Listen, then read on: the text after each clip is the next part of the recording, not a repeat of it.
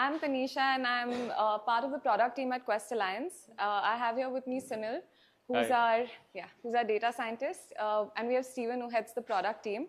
And we're here to present the work that we've done in the last couple of months as part of the AI Cohort demo, as part of the AI Cohort project.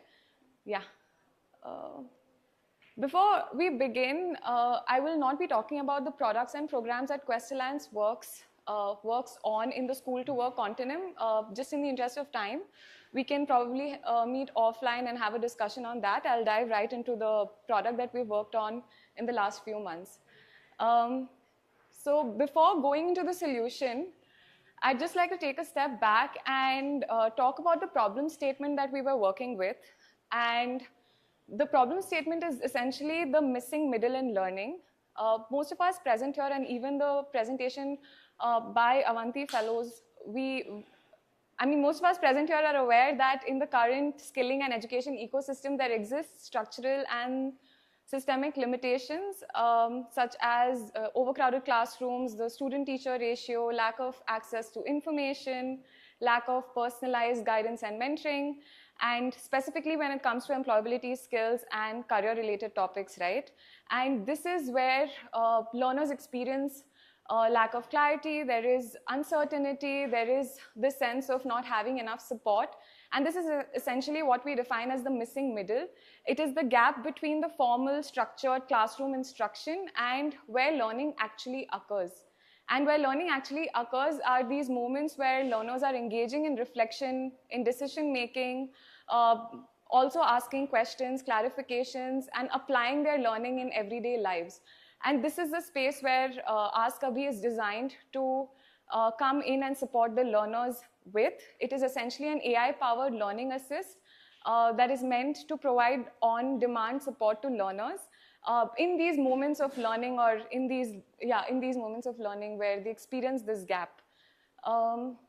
It is not intended to replace the trainer in the skilling ecosystem. However, it is intended to extend the capacity of the trainer by providing behavior-aware and contextual support. So the intention is, how do we build independent learning and promote learning behaviors within the learners and the skilling ecosystem by providing the kind of scaffolding that is necessary with providing on-demand support. Yeah. What we also have here is essentially how Ask Abhi was built. The behavior algo playbook essentially combines behavior science principles with algorithmic thinking to be able to support Ask Abhi in understanding, inferring, and influencing learner behaviors. And the learner behaviors that we've called out are these macro and micro behaviors that are essentially, that come from existing literature that Quest Alliance has worked on self-learning, and also the learning experience framework and philosophy that we have. And the bot persona essentially takes or emulates the persona of the trainer. So because this is an extension of the trainer in the ecosystem, we have also built that intelligence into Ask Abhi. Yeah. So that was the why the why of Ask Abhi. On this slide, you can see a diagram that essentially synopsizes how Ask Abhi thinks and responds. So this is the intelligence architecture. I'll just quickly walk you through the diagram and then share examples. So essentially, there's a query that the user inputs into the bot. For example, what is communication?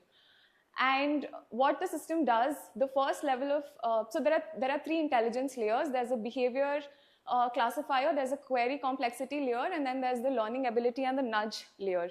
The first layer, which is the behavior classifier, identifies what behavior is this learner exhibiting on the basis of the query they've inputted.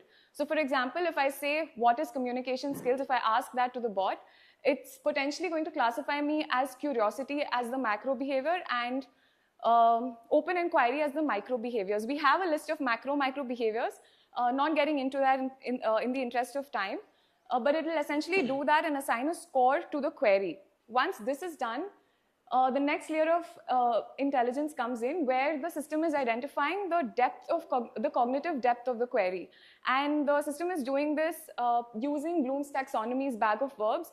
I'm not sure how many of us present here are familiar with it, but it essentially helps identify the learning intent and objective, like from understanding to maybe application and evaluation, so on and so forth. So it identifies the query complexity and again assigns a score to that. Using both of these scores, a learning ability score is defined. This learning ability score is then utilized by the system to be able to respond to the query. So now that the system has understood the behavior that the learner is exhibiting, the complexity of the query that the learner has asked, it will be able to respond appropriately. The response, again, is scaffolded with 3 different parts. The first is the nudge layer, the safety layer, and then the knowledge layer. The nudge layer is essentially based on the learning ability score. It identifies what category the learner falls in. Is the learner at a beginner level, intermediate, proficient, so on and so forth, and accordingly a nudge strategy is deployed. We have also used an existing framework, one of the cognitive behavioral science strategies to define a nudge strategy. And there is a one-on-one mapping. So based on the score, level is identified. And on the basis of the level, the system decides what kind of strategy to use. So for example, if I have asked, what is communication skills? I'm exhibiting curiosity and open inquiry. And the system has identified that this is a moderately complex query or an easy query. It assigns a score to me and then maps me to the beginner category. And on the basis of this category, the system will then formulate a very simplistic response, which essentially is easy to remember, focuses on one idea, and also proposes a simple question or reflective question, which is not very intense or overwhelming for the learner. So essentially, it is to help identify what type of response. Do I give this person a lot of information, less information? Do I ask them to do like 10 things now? Do I ask them to think of one thing? That's essentially what the system does. It responds to the query, and the main core content of the response comes from the knowledge layer, which is the Quest curriculum. So this is where the actual content, the ES content that the learner is trying to get more information or understand better comes from. The how of it comes from the nudge. And the safety layer basically scaffolds the entire response to ensure that the response is safe, respectable, and curriculum fidelity is upheld. So this is the entire cycle, and the bot response is then made available to the learner. All of this happens in the back end. What you see in the front end is the query and the response to the query, essentially. So this is the intelligence architecture. Before going into we did have a chance to do some testing, but before that, maybe we can do the demo. And maybe to like explain all of whatever is happening here, we can go through like a sample demo of how this process happens.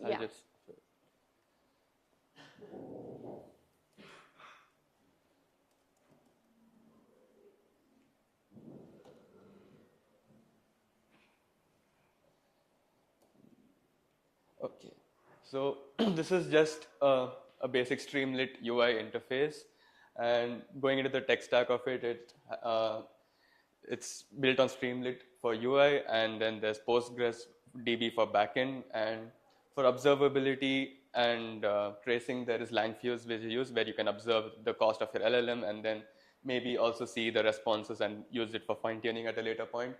And there's also Fast API for orchestrating this whole process of classifying and then getting the response from the user.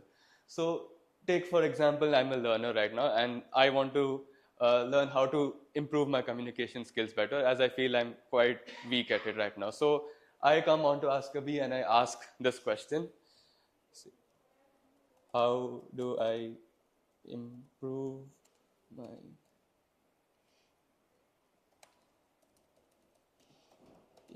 skills? And yeah, the first process is it. Can you zoom in a little bit more? Oh yeah, that's fine. Yeah. So as Tanisha mentioned, so the first layer goes into classifying this behavior and intent of where the user is coming from. So according to this question, Ask-a-Bee has identified the top macro behavior exhibited by the student is curiosity and open inquiry. And the bot also detects the other prevalent behaviors which might be exhibited by a student. As when you ask a question, you're not only curious, you're not only exhibiting one behavior. It might be a combination of many behaviors. So no, Typing it. Oh, yeah. No, the student will not be able to see this. See this? This is just for the demo. Yeah, just to display how the backend calculation is happening. Yeah, the student will only see the response that comes as a result of this. Yeah, so what the bot also does is it assigns a confidence level of how sure it is that the students being able to display this curiosity, open inquiry behavior and a reflection. It is also able to identify a reflection and metacognition macro behavior, and it's being able to make connection between different topics. So based on that, of the confidence level it's detected, it takes in a nudge. So from what Tanisha mentioned, right now for maybe curiosity, it has a 1.681 score. So that would be essentially like falling under this developing layer for the nudge. So what happens over here is Askabi creates like an adaptive nudge based on the nudge framework which is there to generate like a nudging question to also promote this curiosity to a further higher level. So right now you might be at a developing level. How do I make you to a proficient level? Or if you're at a beginner level, how do I make you go to an emerging level? So the answer is then tailored to your to that level, and you also get like a follow-up question and a nudge where you can also interact based on that nudge, and makes you really think as to how do you inculcate these behaviors within yourselves. And it's trying not to be just like a basic question answer bot where you ask a question, you get an answer. Askabi makes you think, Askabi makes you reflect on your learnings and really inculcate these behaviors within you.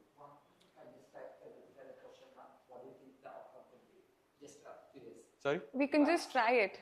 I mean, we could definitely try that. Can you just type the question marks, 10 question marks? Like that? He just wants you to enter like a bunch of question marks and see what the system does. Okay. Yeah, sure. We were anyway planning to open it for the crowd if there are any questions that the crowd wants to also like participate. Yeah. How do the just understanding the operation workflow? How would the user ask the questions? Like on what basis will they ask the question? Sure. Yeah. So that's a good question. Ask Abhi is as a product is we're not intending for this to go to field as a standalone app, like irrespective of context. The context for Ask Abhi is that we already work with the skilling ecosystem. We work on employability skills. That is the area of focus for us. We have program teams who support in driving employability skills and future skills and career exploration and decision making in our ecosystem. And Ask Abhi is really meant to support that. So the universe of questions for Ask Abhi is within ES curriculum for now, and then we intend to expand that to exploration and decision making. So the operational bit is the RAC framework, how it pulls in the source of the response you're talking about. Like if I ask a yes question, how will it get the response? Is that your follow-up question? It's not just a RAG RAG, frame. it's multi-layer. There's RAG, there's fine-tuning. So the fine-tuning, we have a fine-tune model which will perform this classification of this behavior. So there has been like a thorough process of we fine-tune like a sample like question and the behaviors for it to understand how to classify these behaviors when the student exhibits by typing a question. And, yeah. So we used actual learner data for this. We rolled out a survey and we asked learners. There were different open-ended questions on ES curriculum, what they feel about careers, jobs, etc. And we got all of these responses. All of this learner data, actual learner questions were then fed into the system to help build the intelligence and identify. And we did human annotations to map each prompt to a macro-micro behavior. We also came up with a bunch of responses, which are ideal responses, which are sourced in the which cite the ES curriculum, meant to cite the ES curriculum. That is how we kind of fine-tuned it. Yes. Will this also be able to differentiate between keywords such as improve vis-a-vis develop?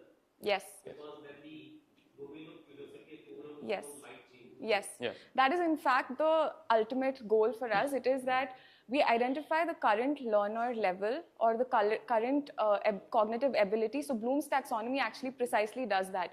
The bag of verbs moves from recall, remember, understand to evaluate, develop, apply, so on and so forth. So Yeah. that is what the system is intended to do. And the idea is that once you understand where the learner is at now, you support them the best that you can, but you also slowly nudge and push them towards deeper thinking and reflection. So how do we push from, say, curiosity, open inquiry to curiosity, breadth of exploration, and so on and so forth. That is the transition.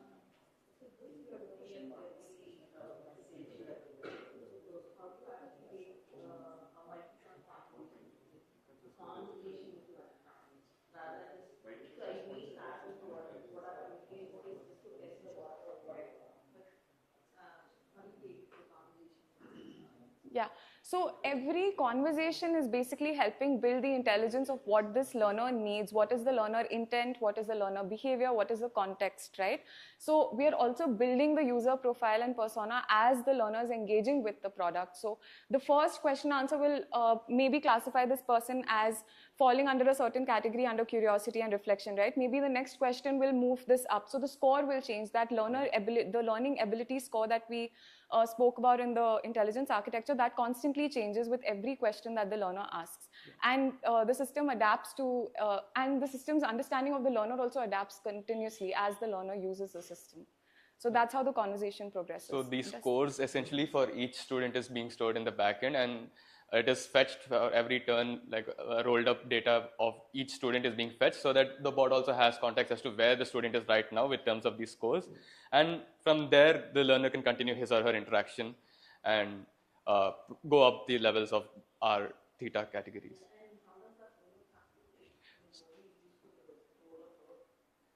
So that's like SQL queries to like roll up the data in the backend. Sorry. You mean the math? Math? Is that a math question? Like how does the cumulative?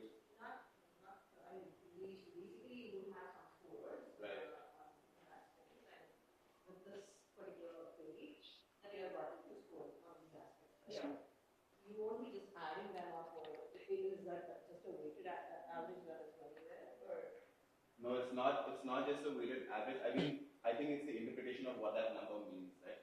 The way I would position this is you imagine a teacher-student dynamic, and that relationship evolves as the student is going through a learning process. What we're trying to do here is for the teacher to be able to recognize, okay, that this person is currently here with respect to language at the start of the intervention, and now they're here. Therefore, my responsibility as a teacher should also adapt to where the student is, right? That is what the theta value represents here. That is the learning ability. So every single input is fundamentally a signal. And the inference of that signal is kind of telling me that, okay, the student is here right now, they've shifted here, with respect to this large paradigm of like different behaviors that a student may exhibit. Does that make sense? Yes, it is. Just put Devi's question in a slightly different manner. Right? What part of it has been implemented versus what part is theory? What part of it has been implemented versus theory versus what the ideas are. So what part of it is in the system? So right now the idea of the students' universe of what they would potentially think or the way they would behave, that implementation right now is defined as 11 macro behaviors and 33 micro behaviors. So we're basically saying that a student can possibly exist in one of these ways at any given point of time, right? So that's the first signal. So that is in the system right now. That's in the algo. Once I'm able to identify that signal, that this is where the learner is, I then, as a teacher, need to understand how to adapt and respond to that. That's also in the system right now. But I will also pretext this with, this is a far more complex space of being able to just say that, okay, if you are saying this and this is the category you fall in, and if you fall in this category, this is how to respond, right? That's fairly reductive. We're fairly cognizant of that. The idea over here is once we've laid this initial foundation, right, of being able to capture a signal and respond based on a signal, then you start amping up these different areas of like behavioral science and social science. We bring in experts from those spaces to say that if this is the behavior and these are the 15 signals, this is probably what you want to be saying. Does that make sense? Yeah, but it does not answer the question of what's being implemented So, versus. What does implemented mean? You mean take it to field? Yeah. Yeah. In the demo. Everything that I said just now is So a signal, is it a one-off signal or is it a multi-type signal? every single input, a query is a signal. So But then we built on the signal. yes. Yes. Yeah. You do. Yeah. So every first question is signal signal number 1. When I ask the question again, that's signal number 2. Which is signal 1 plus question. The question itself is the signal. No, but we've got the previous signal also. Yeah. So the previous signal is now telling me that this learner is at, let's say, between a range of 0 to 1, is here in the middle. They are demonstrating this is where they are as learning ability. Now the learner has asked another question. The question could be a more intelligent question or a less intelligent question than the first question, right? So then I either penalize or I score higher to see that now this learner is progressing up or lower with respect to the learning ability. Who can you demo? Give 3 different signals, 3 different outputs. Okay, so 3 different multi-term participants. So 2 different multi-term participants. So for example here, how do I improve communication? Just go up. Right, so basically right now what it's really saying is that the theta value, where's the theta value? yeah, this has been the final increase in the theta value, the 0.048. So that range will exist between 0 and 1. Right now at ground 0 in this question, it's saying that in the range of 0 to 1, your learner is here, 0.04. And as I keep interacting with this bot, it's going to decide where to position me between that 0 to 1. We can ask a follow-up question and see what it is.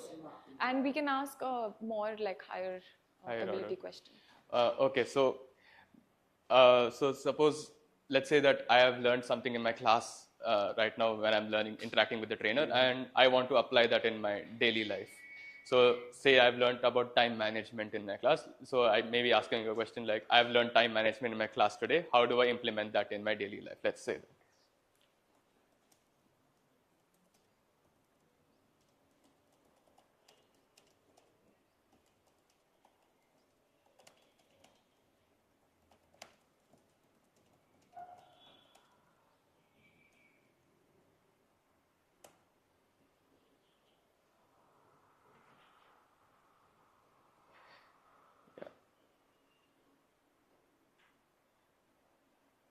Yeah. So the board has understood that the student has reflected from what the student has learned in class. And based on that, the highest level of behavior exhibited by the student is reflection and metacognition by making connections between learning and personal life. And it's able to show that with like an 85% confidence. And it's also being able to identify based on that it has some amount of curiosity which is exhibited by the student. And as of now, it's nudging the student to also and giving you the answer for how to improve that, and then also asking you like a follow-up question or a nudge question as to what else you can do, or you can interact with the bot again based on that nudge, or continue asking like follow-up questions on any of the steps which you might not have understood. And so I think Lobo's question is whether the previous score has impacted the current score. I think that was any of the current interpretations in terms of the behavior or in terms of the scores. I think right now the system is not doing that, right? Yeah. So right now it is calculating the score at every question level. So every question level. Yeah. Yeah. Okay. Yeah. Yeah. Theta is. At that question level itself, and then it just appends that to the backend for the data. Suppose if we take one case where a student starts with, I want to develop communication skills, I want to upscale communication skills, I want to improve communication skills. So It'll differ. these are three categories. Yeah. So whether the first question or the first data which is getting generated, or which is the first query, is actually interacting with the second theta, which is an upscale, like develop upscale. I think that is the a layered kind of thing. Yeah. So whether theta is going to interact with the first one and that's and then it will be more adaptive in nature in terms of putting out the response. Whether this particular That's the same. Yeah. I think we have yet to do that in our next cases. But that's the intent. Intent, The yeah. idea of That the is the learner intent. has to navigate through that. Yeah. For example, in this case, the query which was tried was that I learned about time management. So for the student interface, is the AI actually checking with the student that what exactly have you learned from time management? Yeah. So we'll come to that. Sorry, just in the interest of time, we also did some testing which kind of answers some of these questions, and these are some gaps that we've currently experienced with the system that we've called out in like the findings from our testings, and which also talk to our next steps. So is it okay if we answer that in that slide and come back to that? Yeah. Shall I go back to the slide? Yeah, I think the demo we can end and we can move to the testing and the results from the testing. Because a lot of the conversations that were happening here, this is also fairly new, so we've just tested it out with a bunch of learners and a bunch of internal Quest team members. So we're also currently kind of unpacking what it means to put this on the ground, and we're taking those learnings, and in the next phase, I think some of these points will be taken care of. So yeah, user testing, we did 2 rounds of beta testing. The first round of beta testing was internal within the Quest Alliance, with Quest Alliance team members. And the second round was with learners, both female and male learners from the VTI spaces in the skilling ecosystem. Largely, what we have understood is that the language and tonality of the bot right now still feels a bit mechanical and robotic. And this is something that we would like to improve. We would like to make this a little less formal, a little more conversational. This is also because of the current design of the product itself, because it's in an early prototype stage. We are yet to design the UI, UX, make it a lot more interesting, interactive, and that will also kind of enable some of these, the conversational interface itself will kind of help with some of that. So that is one feedback that we received from both groups. From the learner groups, I think there was also specific feedback pointed towards certain words, etc., that were difficult to understand, and how we can possibly simplify that or make it available in the local language. Yeah, some of the testers also noted that the responses were fairly generic. It wasn't, for example, asking clarifying questions. If I was asking a question, it was immediately responding to my question and not really trying to clarify what, can you tell me a little bit more about this, or what specific type of communication skill are you interested in knowing, or for what are you interested in, or why do you want to improve your skill, what is the next step, questions like that, very basic like follow-up questions. The nudge strategy itself, while the theory of how we want to build the bot response and how we want the bot to kind of nudge the learner is fairly clear. To be able to implement it, we still need to work on strengthening that strand, because the nudges right now are also fairly generic. It's not really giving nudges on the basis of the behavior that it is identifying or the specific score that the learner is getting on the basis of the behavior and the complexity. So that is something that we definitely want to strengthen. Yeah, also in terms of accuracy and content, we noticed that there was certain times where the bot was still using like internet information to respond to queries. Given that it's an LLM, it's a little more challenging to kind of put guardrails around that, but that is something that we definitely want to do. We want to ensure that the questions related to ES curriculum come from the content and curriculum that we have in our knowledge base. So that is something that we want to do. Also, some of the out-of-scope questions, it was also responding. And while these were not necessarily unsafe or harmful questions, we still felt like the bot should not be responding to those. Simple questions like, how do I meditate? Or what is the best form of how long do I have to sleep if for optimum efficiency, right? We don't want the bot to be responding to these questions because they're fairly out of scope for us and out of curriculum. So those are areas that we need to improve. Sorry, does someone have a question? No? Okay.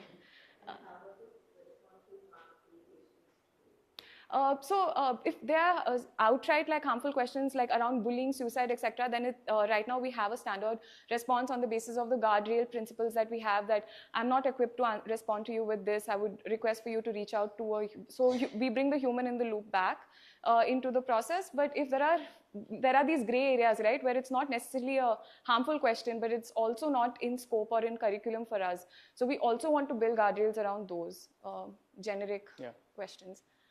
Yeah, one interesting thing that we also noticed during the user testing, which is with actual learners, is that a lot of them are using tools like AI, like Ask Abhi, for validating information that they already know. So it's a quick tool for validation. It's not really looked at as a tool for learning new information necessarily, or as a place to go and just chat and interact. So following up on questions that they're asking, etc., is also fairly limited right now. It's a quick validation tool. is what we saw.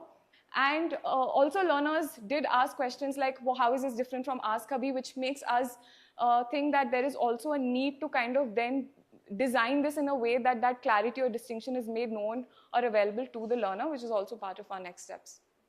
Yeah. Bangalore. Yeah. VTS in Bangalore. Yeah. We also intend to expand our user testing in the upcoming months. We've just done this, I think, last week, the week before last. Yeah. It's fairly new. Yeah.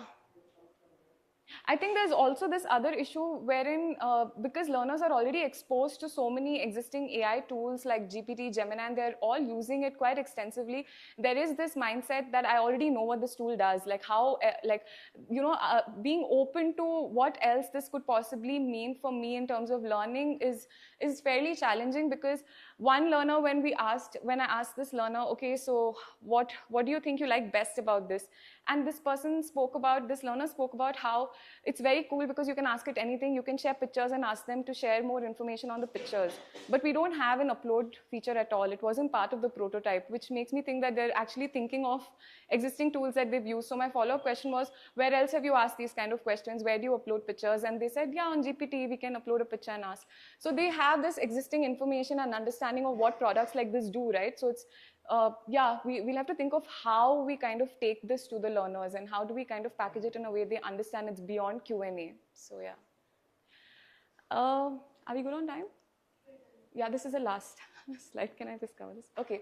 So with respect to next steps, the next 3 to 6 months for us is really going to be focused on strengthening the core capabilities of Ask Abhi, and which essentially mean that we want to strengthen the learning experience itself. How do we make this bot a little more conversational, the tone be more friendly, etc., so that there is a little more warmth and a conversation, a feeling of talking to a mentor or a guide, as opposed to just doing a quick Google search.